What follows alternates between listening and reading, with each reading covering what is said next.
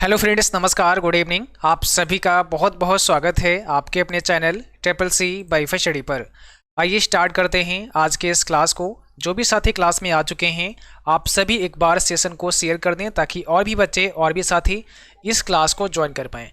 आज की इस क्लास में 27 मार्च ट्रिपल सी एग्जाम में पूछे गए कुछ इंपॉर्टेंट प्रश्नों को शामिल किया है।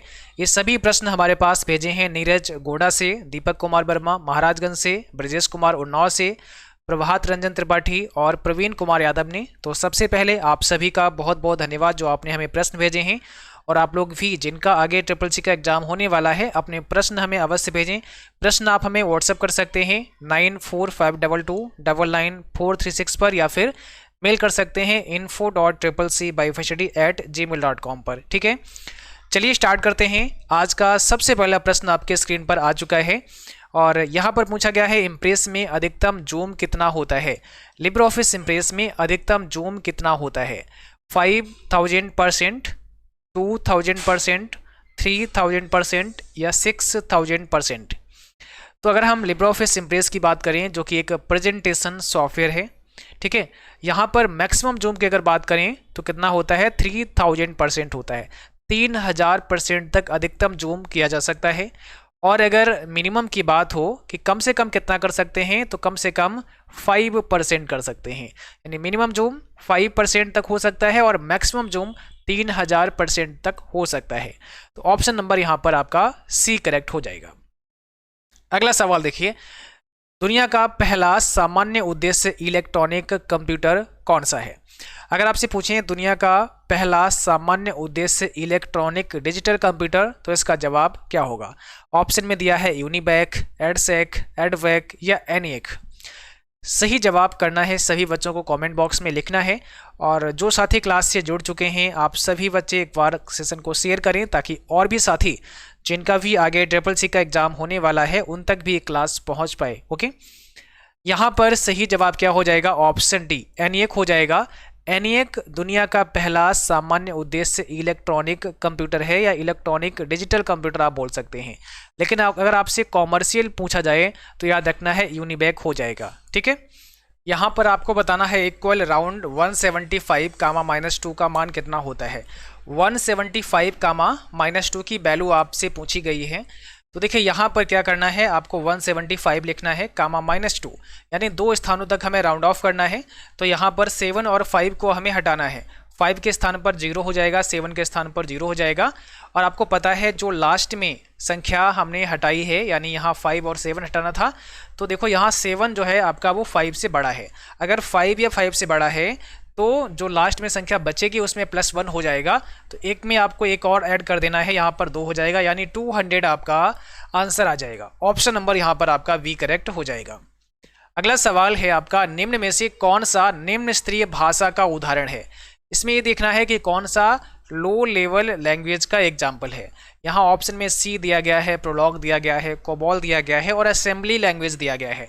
अब आपको बताना है इसमें लो लेवल लैंग्वेज कौन सी है, निम्न स्तरीय भाषा कौन सी है। तो देखो यहाँ अगर हम सी, प्रोलॉग या कोबॉल की बात करते हैं तो ये सब हाई लेवल लैंग्वेज हैं, लेकिन यहाँ पर आपका ऑप्शन डी हो जाएगा। जो असेंबली लैंग्वेज है यह एक लो लेवल लैंग्वेज है। ऑप्शन नंबर डी करेक्ट है। अगला सवाल था, लिनक्स यूनिक्स दोनों ओपन सोर्स सॉफ्टवेयर हैं। क्या लिनक्स और यूनिक्स ये दोनों ही ओपन सोर्स सॉफ्टवेयर हैं या ओपन सोर्स ऑपरेटिंग सिस्टम है, ऐसा भी बोला जा सकता है। ट्रू फॉल्स में आंसर देना है सभी बच्चों को, बताइए। याद रखना है यहाँ लिनक्स तो ओपन सोर्स है बट यूनिक्स नहीं है, इसलिए इसको फॉल्स करना पड़ेगा, क्योंकि लिनक्स और यूनिक्स दोनों ओपन सोर्स सॉफ्टवेयर नहीं है। ऑप्शन बी यहाँ पे करेक्ट है। और यहाँ पर आपसे पूछा गया है यूएसएसडी कितनी भाषाओं का समर्थन करता है, मतलब यूएसएसडी कितनी भाषाओं में काम करता है। अब कई बार इसका फुल फॉर्म भी आपसे पूछते हैं, तो इसका फुल फॉर्म क्या होता है? Unstructured supplementary service data. और यह 12 भाषाओं में काम करता है, 12 लैंग्वेज में काम करता है। तो ऑप्शन बी आपका सही जवाब है। अगला सवाल था, save as dialog box open करने के लिए किस फंक्शन कुंजी का इस्तेमाल करते हैं?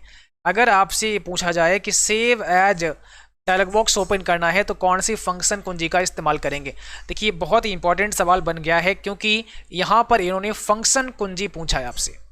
फंक्शन की क्या होती है आपको पता है, F1 से लेकर F12 तक जो होती हैं ये फंक्शन की होती हैं।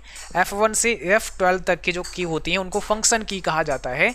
तो देखो सेव एज की अगर हम बात करें और फंक्शन की बात करें तो ये MS ऑफिस के अंदर होता है। F12 से हम सेव एज बॉक्स ओपन कर सकते हैं। F12 से हम क्या कर सकते हैं, save as dialog box open कर सकते हैं। यानी ये सवाल MS ऑफिस से पूछा गया है। तो यहाँ पर आपको करना है option number B correct. F12 क्या होता है, F12 सेव एज की शॉर्टकट कुंजी होती है। यहाँ पर F12 एक फंक्शन की है, यह ध्यान रखना है। अगला सवाल है WPA का फुल फॉर्म क्या होता है। आंसर में आपको लिखना है, कमेंट बॉक्स में बताना है WPA का मतलब क्या होगा, फुल फॉर्म क्या होगा। तो यहां पर सही जवाब हो जाएगा option B, WiFi protected access हो जाएगा आपका सही जवाब। छवियों की दिशा बदलने के लिए किस विकल्प का प्रयोग किया जाता है।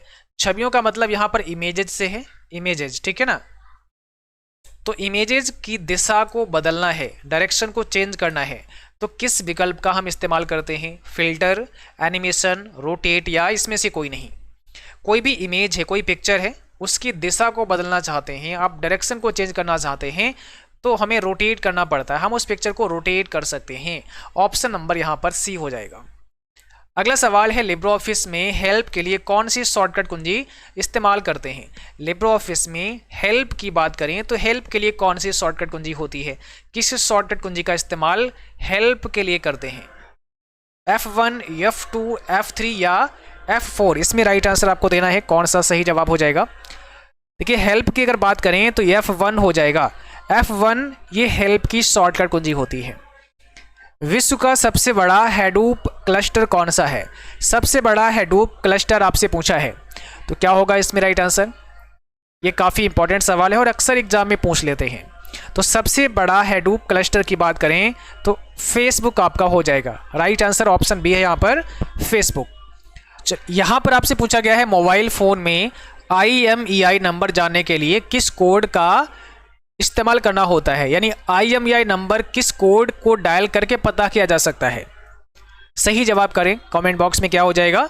राइट आंसर ऑप्शन बी होगा, *#06# कोड डायल करेंगे तो आपके डिवाइस का IMEI नंबर आपको पता लग जाएगा। ओके, अगला सवाल है लैन नेटवर्क में 2 से अधिक उपयोगकर्ता हो सकते हैं।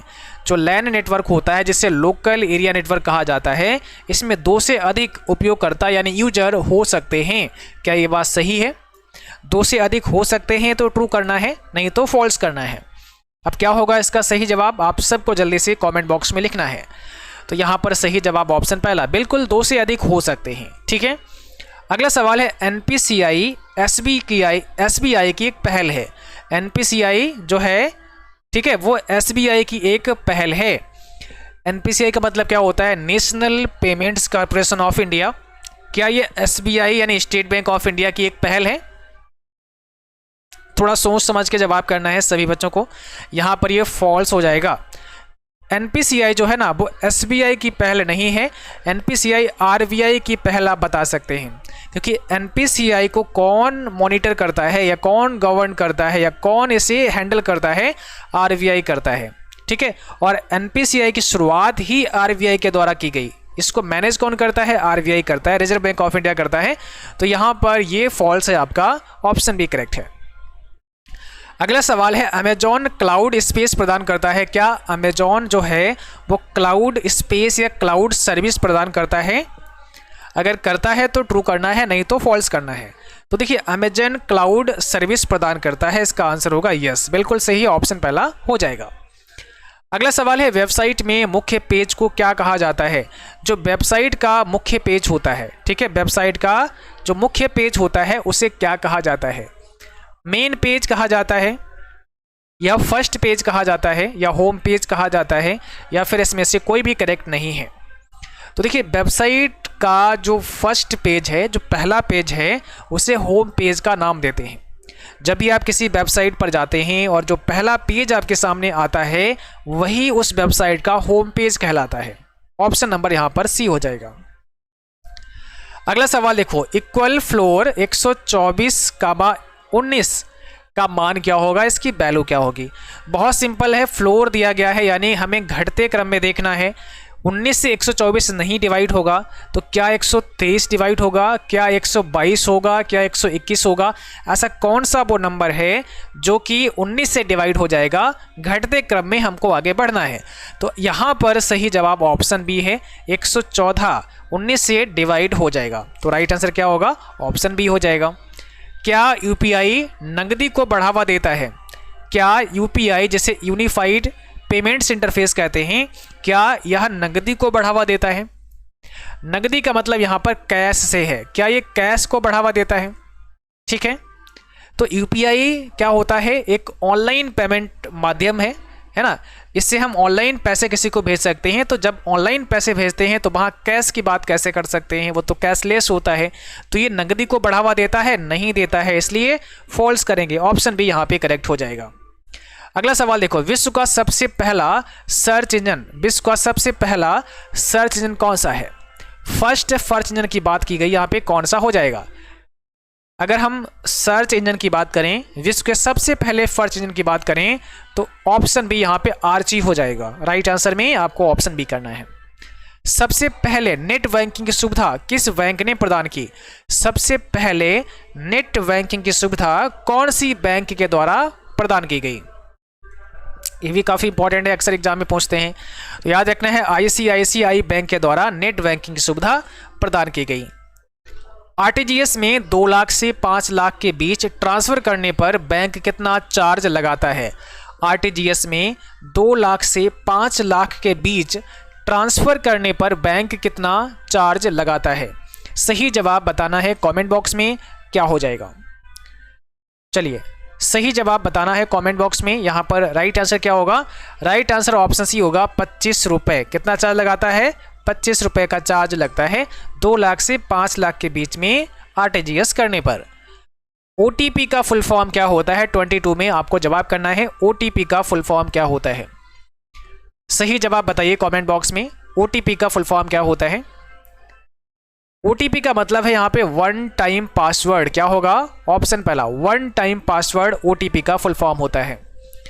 अगला सवाल है, लिब्रियोफिस कैल्क में फोटो अपलोड करने के लिए किस मेनू में जाना होता है? फोटो अपलोड करने के लिए किस मेनू में जाना होता है? सही जवाब बताइए। अगर आप लिब्रियोफिस कैल्क में हैं और आपको फोटो अपलोड करना है तो कौन से मेनू में जाके लिब्रियोफिस कैल्क में फोटो को अपलोड कर सकते हैं? आंसर दीजिए। बहुत सारे ऐसे साथी हैं जो दिल्ली पुलिस के लिए या फिर यूपीपीसीएल TG2 के लिए कंप्यूटर पढ़ना चाहते हैं, तो अभी हम लोग जल्द ही दिल्ली पुलिस के लिए भी क्लास स्टार्ट करेंगे, जो कि एक नए प्लेटफॉर्म पर क्लास आपको दिए जाएंगे। उस प्लेटफॉर्म का नाम है RMPV, ठीक है, एजुकेशन। तो RMPV एजुकेशन का जो लिंक है वो हमने डिस्क्रिप्शन बॉक्स में दे दिया है। उस लिंक पर क्लिक करके आप इस चैनल को सब्सक्राइब कर सकते हैं। यहाँ पर हम कोशिश करेंगे कि कॉम्पिटिटिव एग्जाम के लिए आपको क्लास दी जाए, जिसमें कंप्यूटर के क्लास होंगे और बाकी भी क्लास शुरू किए जाएंगे। ठीक है, अभी यहाँ पर दिल्ली पुलिस के क्लास हम स्टार्ट करेंगे और एकदम बेसिक से पढ़ना सीखेंगे। ठीक है, यानी बेसिक से एडवांस तक चलेंगे यहाँ पर आपके क्लास। तो RMPV एजुकेशन चैनल का जो लिंक है वो डिस्क्रिप्शन बॉक्स में दिया गया है, वहाँ से आप इसे भी सब्सक्राइब कर सकते हैं और हमारे साथ जुड़ सकते हैं। यहाँ पर क्लास आपके कल परसों से स्टार्ट हो रही हैं। लिब्रियोफिस कैल्क में फोटो अपलोड करने के लिए किस मेनू में जाना होता है? ऑप्शन बी हो जाएगा, इंसर्ट मेनू में जाना होता है। इंसर्ट मेनू में जाकर आप कैल्क में फोटो को अपलोड करा सकते हैं। ATM कार्ड पर एक्सपायरी मंथ ईयर किस फॉर्मेट में होता है? जो आपका ATM कार्ड या डेबिट कार्ड होता है, वहाँ पर जो एक्सपायरी डेट होती है वो किस फॉर्मेट में होती है? क्या उस पर डेट, मंथ और ईयर होता है? क्या उस पर मंथ और ईयर होता है? क्या उस पर ओनली ईयर होता है, या इसमें से कोई नहीं? तो देखो, ATM कार्ड या डेबिट कार्ड की बात करें, उस पर केवल मंथ होता है और ईयर होता है, यानी मंथ का नाम और कौन सा ईयर में आपका एक्सपायर हो जाएगा वो ईयर होता है। लिब्रियोफिस में अधिकतम जूम 0 होता है, क्या इसका जवाब होगा ट्रू या फॉल्स? लिब्रियोफिस में अधिकतम जूम क्या होता है? 0 होता है। सही जवाब आपको करना है कमेंट बॉक्स में, क्या हो जाएगा? तो अधिकतम जूम 0 होता है, ये तो गलत बात है। ऑप्शन यहाँ पे क्या हो जाएगा? ऑप्शन बी हो जाएगा, ये फॉल्स है। क्या फाइल मेनू से प्रेजेंटेशन को बंद कर सकते हैं? अगर आपको प्रेजेंटेशन क्लोज करना है, क्लोज करने के लिए हम फाइल मेनू में जा सकते हैं। इसका सही जवाब क्या होगा? क्या फाइल मेनू से प्रेजेंटेशन को बंद किया जा सकता है? इसका जवाब क्या होगा? ऑप्शन पहला एकदम सही है। क्लोज कर सकते हैं, फाइल मेनू में जाकर भी हमें क्लोज की कमांड मिल जाती है और वहां से भी हम क्लोज कर सकते हैं। IPv6 कितने बिट का होता है? IPv6 पता कितने बिट का होता है? बताइए इसमें सही जवाब क्या हो जाएगा? कितने बिट का होता है IPv6 पता? ऑप्शन बी 128 बिट का होता है। 128 बिट का होता है। अगला सवाल था वैक्यूम ट्यूब किस पीढ़ी में इस्तेमाल किया गया था? वैक्यूम ट्यूब किस जनरेशन में इस्तेमाल किया गया था? सही जवाब बताइएगा। वैक्यूम ट्यूब की अगर हम बात करें तो फर्स्ट जनरेशन, प्रथम पीढ़ी में इसका इस्तेमाल हुआ था। फर्स्ट जनरेशन में इस्तेमाल हुआ था। अगला सवाल है इक्वल एवरेज 3,4,9 का मान क्या होगा? 3,4,9 की वैल्यू क्या होगी? तो औसत ज्ञात करना है। अगर आप 3, 4 और 9 को जोड़ेंगे कितना हो जाएगा? 4, 3, 7 और 9 16 और भाग करेंगे 3 से तो इसका आंसर कितना निकलेगा? अगर आप 3 से भाग करेंगे 16 को तो कितना आंसर आएगा? 5.33। ऑप्शन नंबर सी हो जाएगा। 5.33 इसका जवाब होगा। तो इसका औसत कितना निकलेगा? 5.33 इसका औसत आ जाएगा। जब भी औसत का सवाल पूछें सबको जोड़ दो और जितने नंबर हैं उनसे उसको भाग कर दो। ओके, चलिए तो आज का सेशन बस यहीं तक था। उम्मीद करता हूँ क्लास आपको अच्छा लगा होगा।